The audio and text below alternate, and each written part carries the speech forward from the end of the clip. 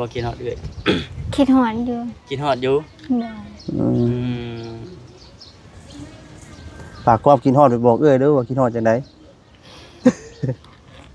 คิดหอนเด้อมาเยี่ยมหน่อยเด้อมาเย็นเด้อเนาะฝากความกินฮอดไปหาเอ้ยแต๋วโดยน้องเพิ่นนี่เป็นน้องสาวหลานของสาวแต๋วโดยเจ้าเป็นน้องสาวหลานแล้วบ่โดยน้องแท้ๆเด้อบ่เนาะแท้ๆเลย น้องแท้ๆกับแม่นเพราะว่าพ่อหันคนละพ่อแม่เดียวกันอ๋อคนละพ่อแต่แม่เดียวกันโดยคนละพ่อแต่ว่าแม่เดียวกันสาวแต๋วด้วยทั้งเอื้อยเจ้าก็เคยมาชวนไปอยู่นํอยู่บ่เคยอยู่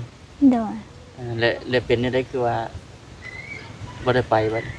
น้องจะอยู่บ้านเองน้องบ่เคยไปอยู่พุ่นแต่น้องบ่ม่วนหั่นนะโอ้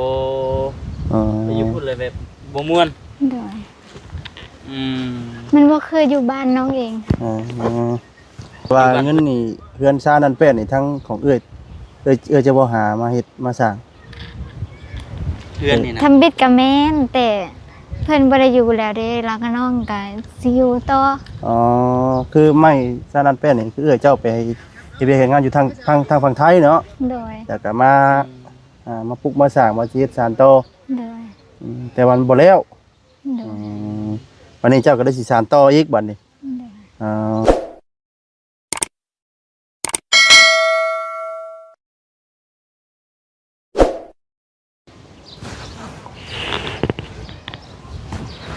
กราบสบายดีเด้อสบายดีและสวัสดีพ่อแม่พี่น้อง FC กันเบิดสุขุสุคนพี่น้องเนาะ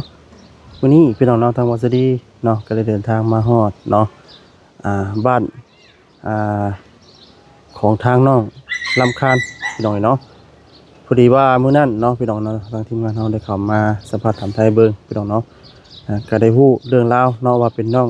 สาวแท้ๆของทางน้องสาวของทาง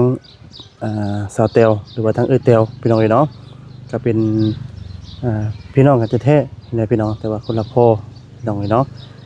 พี่น้องเนาะก็มี FC หลายๆท่านเพิ่นก็แนะนำเข้ามาเนาะว่าทางเอ้ยเตียวเพิ่นเคยสิมาเอาน้องไปอยู่นำอยู่พุ่นน่ะพี่น้องเนาะแต่ว่าจังได๋เฮาก็สิเข้ามาถามเพิ่มเติมอีกทีนึงพี่น้องเนาะว่าสัมภาษณ์ตามไทยเบิ่งเนาะว่าเรื่องราวเป็นมาจังได๋พี่น้องเนาะภาษาพี่น้องเนาะถ้าน้องเป็นย่างมาพอดีพี่น้องเนาะสบายดีเด้อเนาะสบายดีน้องลำคาญนี่แหละครับมานั่งอยู่อันโฮมคามพี่น้องเนาะเปลี่ยนบรรยากาศเนาะว่ามุมนี่บ่นี่นั่งนี่รถนี่มุมนี้บ่นั่งนี่รถนี่นั่งหันหลังใช่บ่นี่มุมนี่เด้บ่ค้ำเข้าไปนั่งอยู่ทางไหนก็ได้เป็นยังนั่งนี่รถเลยนี่น่ะพี่น้องเนาะมาเห็นตัวเป็นน้องเพิ่นมื้อนี้พี่น้องเอ้ยนี่ไม่ให้บ่าวแน่บ่ได้ไปหาขุดกระปูบ่มื้อนี้ไปขุดอยู่นาไปขุดหากะมานี่ไปจ้ะเลยได้มานอยู่บ่น้าพี่น้องเนาะบ่คำเข้าไปคือละบ่เห็นเจ้าบ่คำเลยเบิ่งสิเสียนให้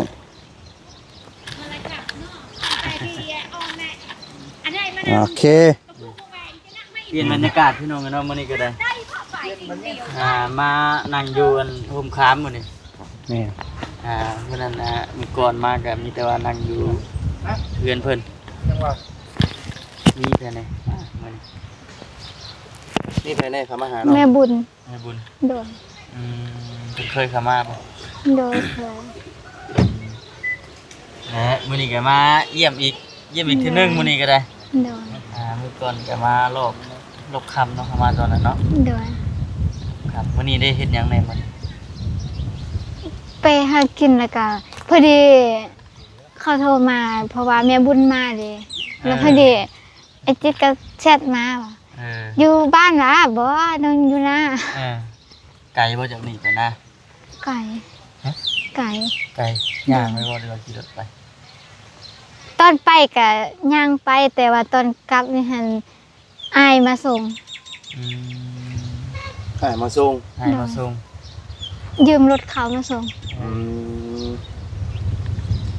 เพราะว่าก่อนที่จะมาจะถาม เพราะว่าทางบ่จิตเพิ่นมีอันคือทางน้องเพิ่นแน่นะเนาะ โดย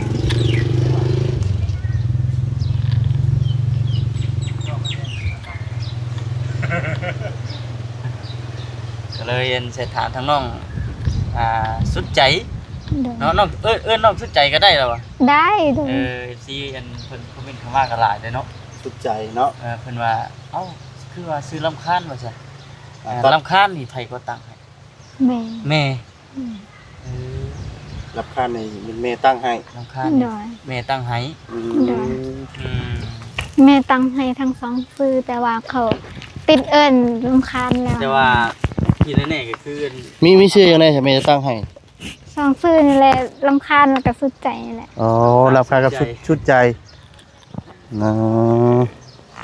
วันนี้เอาน้องสุดใจบัด ได้ ว้าวตัวรำคาญเนาะ แม่นแล้วก็มีอันคือทางบ่คำว่าอันพี่น้องมีคำถามทางFC เพิ่นถามมาแน่วันนี้ โด ก็ได้ ย เพราะว่าสุดช่วงตะกี้ก็เพราะว่ายังบ่ได้ฮู้เลยเนาะว่าทาง แม่น น้องเพิ่นนี่เป็นน้องสาวหลานของสาวแต๋ว โดย เจ้าเป็นน้องสาวหลานแล้วบ่ โดย น้องแท้ๆเลยบ่เนาะ แท้ๆเลย น้องแท้ๆกับแม่นเพราะว่าพ่อหันคนละพ่อแม่เดียวกัน อ๋อคนละพ่อแต่แม่เดียวกัน โดย คนละตัวแต่ว่าแม่เดียวกัน โดย ช่วงตะกี้ก็สาวแต๋วหรือว่าทั้งเอื้อเจ้าก็เคยมาชวนไปอยู่นํอยู่บ่ เคย เคยอยู่ โดย และเป็นได้คือว่าบ่ได้ไปบัด น้องจะอยู่บ้านเอง อยาก น้อง อยู่ บ่ บ้าน เคย เอง ไปอยู่ผู้พุ่นแต่น้องบ่ม่วนหั่นนะ โอ้ อ๋อ ไปอยู่พูดเลยแบบบ่ม่วน โดย อืม มันบ่เคยอยู่บ้านน้องเอง อ๋อ อยู่บ้านเพิ่นบ่คืออันบ้าน อยู่บ้านเราเอง บ้านเฮาเองเนาะ โดยบ่ลืมกับไผได้บ่กล้าไปลินกับไผ อืมอันนี้ก็ได้มีหมู่หลายเนาะ โดยสิไปหากินก็ง่ายอยู่เพ สิไปหากินก็หาจักสิหาได้ไดไปซั่นติ โดย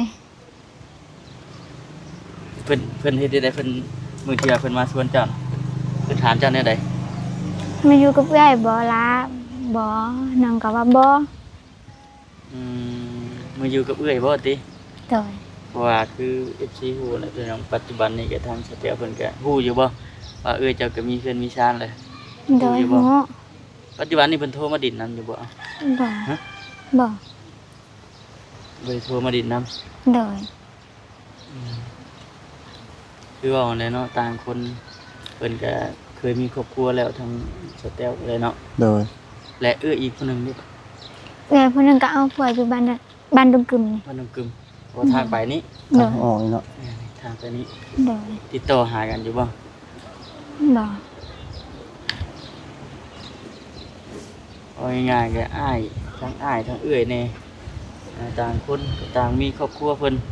โดย ทางน้องเพิ่นนี่ก็สาเหตุที่ว่าบ่ได้ไปก็คือ อยากอยู่บ้านเอง โดย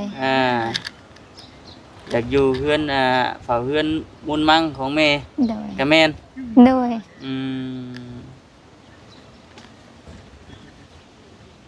อันนี้แหละพี่น้องเนาะ ไปเฮือนก็เฮือนเข้านะเนาะ โดย ก็เฮือนเข้า แต่ว่าเงินนี่เฮือนชานั่นเป็นนี่ทั้งของเอ้ยจะบ่หามาเฮ็ดมาสร้าง เฮือนนี่นะ ทำบิดกับแม่นแต่เพิ่นบ่ได้อยู่แล้วเด้แล้วก็น้องก็สิอยู่ต่อ อ๋อคือไม่ชานั่นเป็นนี่คือเอ้ยเจ้าไปเฮ็ดเวียกเฮ็ดงานอยู่ทาง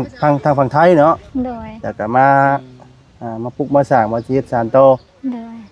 แต่วันบ่แล้ว โดย วันนี้เจ้าก็ได้สิสานต่ออีกบัดนี้ โดย อ๋อ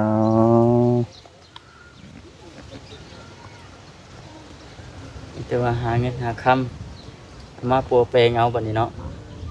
เฮือนชานเรื่อยก็เริ่มต้นให้แล้วว่าซั่นนั่นแหละพี่น้องไอ้ใส่ที่ว่าทางน้องเพิ่นบ่อยากปะบ่อยากทิ้งบ่อยากไปทางอื่น ไปบ้านเพิ่นก็บ่คือบ้านโตว่าซั่น อืม หลังใหญ่ก็ตามเนาะบ้านเพิ่นเนาะ โดย บ่คือบ้านเฮาได้บ่คือกันเฮาได้เนาะ โดย นอนก็บ่เป็นอันรับพู้นแหละ มันบ่เลิกเนาะ ครับบ่ค่ำก็คือกันพี่น้องนี่เนาะไปนอนเฮือนเพิ่นหมู่เพิ่นครูเนาะ นอนเฮือนหมู่เฮือนครูไปนอน บ่เจ็บเนาะนำบ่เจ็บ ญาติพี่น้องก็นอนบ่เจ็บ มันบ่คักคือเฮือนเฮาเองเด้ แม่น นี่เฮาอยู่แต่น้อยพุ่นเนาะ โดย อยู่แต่น้อยพุ่นมันลึกๆแน่บัดนี้อ่า ถ้าว่าสมมุติเอื้อยสิมาเอาไปอยู่นำนี่สิไปอยู่บ่ บ่ บ่ไปบ่ โดย อืม กินฮอดอยู่บ่กินฮอดเอ้ย คิดหอนอยู่ กินฮอดอยู่ โดย อื อื ม ม ฝากความกินฮอดไปบอกเอ้ยเด้อว่ากินฮอดจังได๋ คิด ยัง หอ สิ น ว่า เด้อ อืม มาเยี่ยมหน่อยเด้อ มาเย็นเด้อเนาะอ่า ฝากความ ฝากความกินฮอดไปหาเอ้ยแต๋ว โดย อืมก็ถือว่าโดนเติบเนาะที่ว่าเอ้ยบ่ได้มาเนาะ โดย อืม จำได้บ่ล่าสุดเพิ่นมาช่วงใดก่อนเนาะเพิ่นมากับไผ จำบ่ได้ เอ้า มากับแม่บุญยังจำได้อยู่ ตะกี้เพิ่นบ่ โดย อืม ปีกายนี่มั้ง ปีกายนี่ โดย ปีกายนี่อืมปีกายนี่เพิ่นมาหาเจ้าอยู่เฮือนนี่บ่ได้ว่าอยู่เฉย อยู่หน้าน้าสาวเพิ่นอยู่อันห้วยลาดเพิ่น ๆบ่ อืม มาเยี่ยมเบิ่งน้องนุ่งเพิ่นก็ได้เนาะ โดย บ่ได้เห็นกัน เพราะว่าทั้งสเตลก็จากที่ฮู้ๆมากอะเราก็เป็นคนบุกบืนนะ แม่น ดิ้น สู่ รน ชน บ่ได้คอยอยู่บ้านอยู่เมืองเนาะเราก็เลยเนาะ โดย ชุมื้อนี้แล้วก็หาน้ำหมกน้ำไม้ขาย หาน้ำไม้ คื ขา อย คือได้ยินว่าเปิดห้านขายเครื่องว่าจัง เป็นแม่ค้าเลยได้ดิน ทางสเตลก็ได้หรือว่าทางเอเตลก็เนาะ แม่ยังน้อยพุ่นน่ะน้องมันสุดใจเพิ่นก็ได้ โดย อายุ14 ปี 15 15 ปี โดย บุกบืนไปหาเงินก็ถูกเพิ่นคดเพิ่นโกงครับ โดย ยังมีความคิดว่าอยากสิไปอีกอยู่บ่หรือว่าแนวใด สอกหางานบ่มี ยังชอบหางานอยู่ตอน โดย ถ้าว่ามีเวียกนะก็สิจังสิตัดสินใจไปบ่ โดย อืมมีเวียกในหน้าที่เจ้าถนัดจากสิเฮ็ดตอนนี้นะเนาะ อืม เวียกที่ว่าอยากหาตอนนี้จะไปเฮ็ดหรือว่าเวียกหยังก็ได้บ่ ได้ บ่เพิ่นจะมีเฮาเฮ็ดได้นะเนาะ โดย เรียกบ้านเคยไปเฮ็ดแล้ว โดย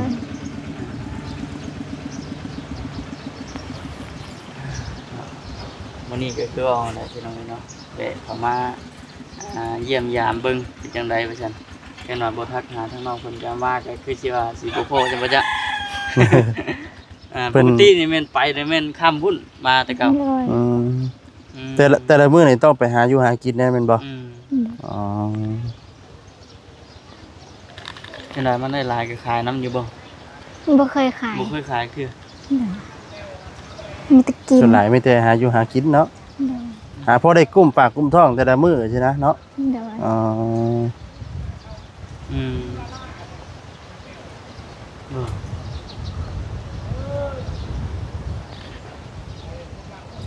นี่ก็ลมช่ำเนาะอ๋อจ้ะ มื้อนั้นก็ทางบ่าวบนถามทางนาบ่าวจากกระโบ บ่ฮู้ บ่ เนาะ ฮู้ช่ำน้ำมื้อนั้นเฮ็ดได้ก็มื้อนั้นเพิ่นลั่นปากมาว่าเองบ่ มื้อเออ บ่คิดว่าเป็นน้องสาวของทางอีเตียว แต่ว่าเบื้องหน้าก็คล้ายอยู่แต่ว่าบ่คิดว่าสิเป็นนะ แม่ คือหน้าโครงหน้าคือกันอยู่ พ่อก็อยู่พุ่นบัดเนาะ โดย กินฮอดอยู่บ่กินฮอดพ่อกับ คิดหัว กินฮอดอยู่ โดย อืม เพิ่นนั่นมาเยี่ยมเจ้าเรื่อยอยู่บ่ ตอนนี้มันเราบ่ได้มาแล้ว อืมตั้งแต่เพิ่นไปมีเมียใหม่นี่เพิ่นมาเยี่ยมเจ้าจักเทื่อจ้ะได้ยิน ลายเถื่ออยู่ เอาใกล้ก็ได้บ่ครับ เออหลายเทื่ออยู่บ่ โดยแต่บางทีกับพ่อบางทีก็บ่พ่อบ างทีก็พ่อบางทีก็บ่พ่อ โดย อืม ลม คือว่าเนาะทางน้องเพิ่นก็ไปหาอยู่หากินเนาะ อืม ช่วงนี้ก็หาน้ำหมกน้ำไม้ขุดกระปกกระปูแล้วขุดกอกขุดกบไปซะแล้วนี่ มาอยู่ว่าจะกบมัน บ่มีกับมื้อนี้ ได้แต่กระปู โดย หามาแล้วก็แม่นเฮ็ดกินอยู่กินแรงน้ำมันนะเปล่า โดย แต่ว่าช่วงดำให้ดำหน้าได้อยู่เฮ็ดหน้าน้ำเพิ่นอยู่บ่ โด อยู่ ย เฮ็ดอยู่ ก่อนสิไปเฮ็ดเวียกนี่เจ้าเฮ็ดเวียกนำเพิ่นจนแล้วพุ่น ตอนน้องเนี่ยตอนน้องกำลังสิไปหันน้องอยู่กับน้องสาวนี่ดำนาแล้วก็ไป อืมแสดงว่าซอยเวียกซอยงานทั้งนี้แล้วก็จังไปเฮ็ดเวียก โดย อ๋อ อืม สิประสบเกี่ยวข้าวมาซอยพี่อีกต่ออีกนะเบิ่งดิ ใครอยู่ เออ ใครกลัวเอาใครกลัวเฮาไปได้ ถ่าเนาะ ใครกลัวเฮาเนี่ย หาเงิน ไป ถ่า ถึ เล ง ย ช่วงอัน อืม เดี๋ยวได้ช่วงเพิ่นดำหน้าได้เฮาไปเฮ็ดเวียกแต่บ่คือปานใดตัวน่ะ เออหนีเวียกเนาะ คือ บั จั ด ง เพิ่นนั่นเกี่ยวข้าวแล้วบัดจังมาเนี่ยโอ้บ่คือปานใดตัวนี้ก็ได้ ก็ถือว่าทั้งน้องเพิ่นก็ จักซอยเนาะ ซอยแน่ซอยเฮ็ดเวียกแน่เนาะ โดย เฮ็ดเวียกแล้วจังไป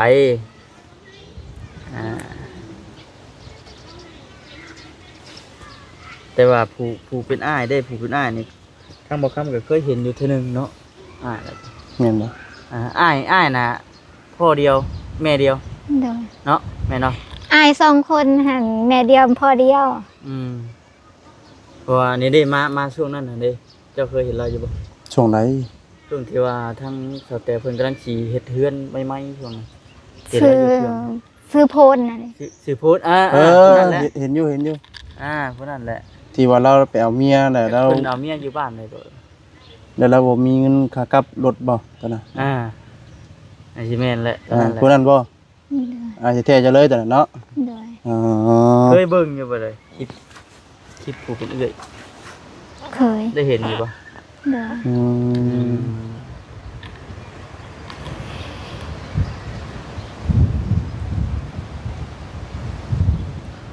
ข้าวกินน้ำแล้วบ่เนาะ กินน้ ได้กินมื้อนี้ ำกินหน่อไม้ เกียงหน่อไม้ โดย โอ้ หลักๆเลยคือ เกียงหน่อไม้ แกงหน่อไม้ปู กระปูเกียงกระปูเนาะ งานนึง เพราะว่า บ่ได้ได้คิดว่าจังได๋เลยเนาะแล้วว่าเพิ่นเอาไปตลาดตะลี่ก็ เรื่องเงินเรื่องค้ำนี่แหละที่เราเลยเนาะ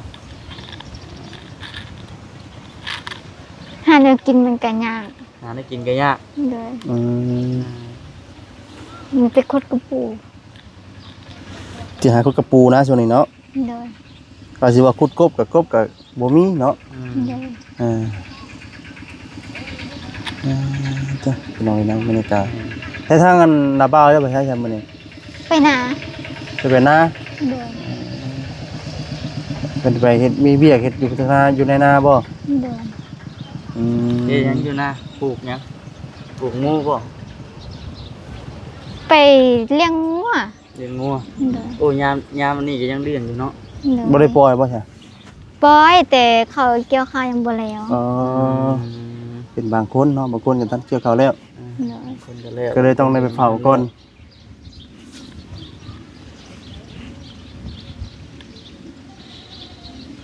ช่วงมาอันมือทำอีทมือที่ว่าเฮามา ค่ำเนาะ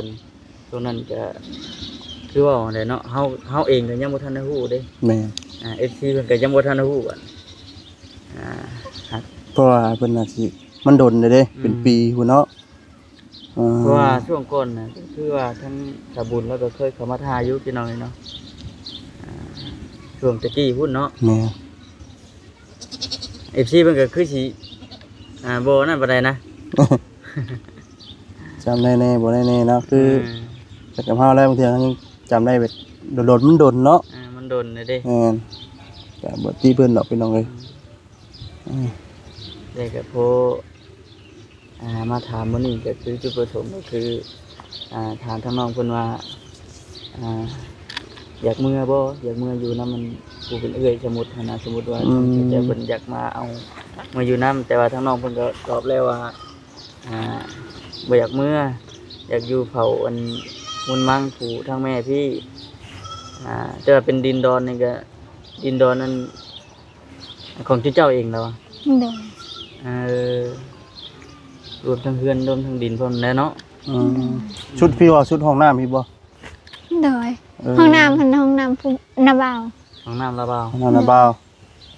ระบาวเพื่อหลังตัวนี้บ่ ตัวนี้ ตัวพี่ โดย เดี๋ยว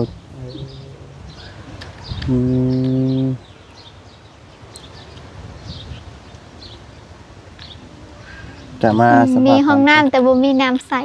เออ มีห้องน้ำแต่บ่มีน้ำใส่ มีห้องน้ำแต่ว่าบ่มีน้ำใช้ โดย เอ้าบัดเจ้าเข้าแต่ละมื้อได้เฮ็ดได้จ้ะ ตักเอามาตักอยู่พี่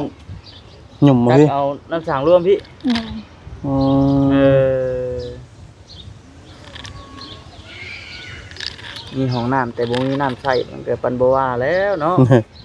ม่วนบัดปวดแห้งๆว่าขออนุญาตพี่น้องเอ้ยเนาะมันสิเฮ็ดได้บาดนี่นี่ก็ปัญหาหลักอยู่ได้พี่น้องเอ้ย คือว่าช่วงนี้มันนั่นเนาะ เออ อ่าสิวางได้คือว่าขึ้นในภูมิคือจังนาบาวเพิ่นเว้าแหละ และก็มีแต่ว่าจังซั่นแหละน้องเอ้ยมีแต่ว่าเฮาอยู่นํเพิ่นก็มีแต่ว่าเฮ็ดเวียกเฮ็ดงานช่วยเพิ่นหาอยู่หากินก็นี่แหละ โดย เพราะว่าถือว่าเที่ยวจังได๋เด้อพี่น้องเอ้ยน้องรำคาญเนี่ยห้วยน้อยจังเว้าเด้อชื่อว่าน้องรำคาญเนี่ยเบิดบ้านเนี่ยเกือบฮู้เบิดทุกคน อ่า ถือว่าครอบครัวเราเนี่ยก็ถือว่าอยากบ่เติบหนึงเนี่ยพี่น้องเอ้ยเนาะเพื่อนชานบ้านทองก็คือ FC ได้เห็นนั่นแหละ โดย หมูมีฮอดผาว่าซั่น พาเป็นตัวกระจาดเนาะถ้าว่าเอ็มสิเบิดจักเพ้นตัวคำจะว่า บอกคำถามทางระบาดว่าเมื่อไหร่ก็สิตกอยู่ประมาณ20เพน สาเพ้นบ่ ถ้าปลายเพนทั้ง อืม เพื่ออัดทวนอันอย่างมาแน่ทวนข้างเบื้องนั่นก็บ่ง่ายๆก็เบื้องละ2เพนนะ อืม อัดทวนมันก็ที่ถามทางระบาดเพิ่นมื้อนั้น โดย ฮะแม่นบ่ 12บ่ เจ้ากะอันบ่เออเอา20เพนดิ 12แผ่น 12เพนกับพอดีงานได้ใช่เนาะ อยากได้อยู่ได้อยากได้เลยเนาะ โดย ซ้ำเฮือนนั้นได้12 13แผ่นเฮาซื้อไปให้อันนั้นเด้อันบ่จิตซื้อไปให้อันน้องดินดาเด้ อืม ก็สิรุ่นราวคราวเดียวกันนะกว้างๆเนาะ เอาแต่ว่าอันไหนครับ มีแต่สิจบคลิปแหละเนาะแต่ไม่ดำเวลาก็ยืดยาวเดี๋ยวจะค่อยสัมภาษณ์ถามไทยต้องเพิ่นเติมอีกเทื่อนึงพี่น้องเนาะจังได๋ก็ลาไปก่อนบัดนี้พี่น้องเนาะ เดี๋ยวทางบริษัทจะบริจิตเป็น เข้ามาสับ ต่อเด้อ แม่นว่าสิมีหยังมามื้อนี้เนาะ แม่ อ๋อสบายดีน้องเด้อเอาพี่น้องเนาะสำหรับคลิปนี้ทางบ่าวสวัสดีก็สิได้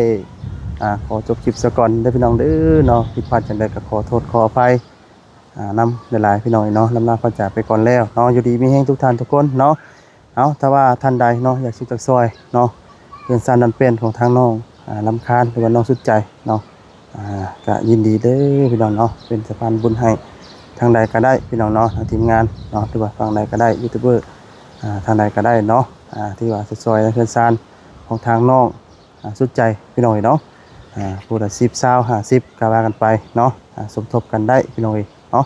ลำลาไปก่อนอยู่ดีไม่แห้งทุกท่านทุกคนเนาะสบายดีเด้อพี่น้องเด้อเนาะสบายดี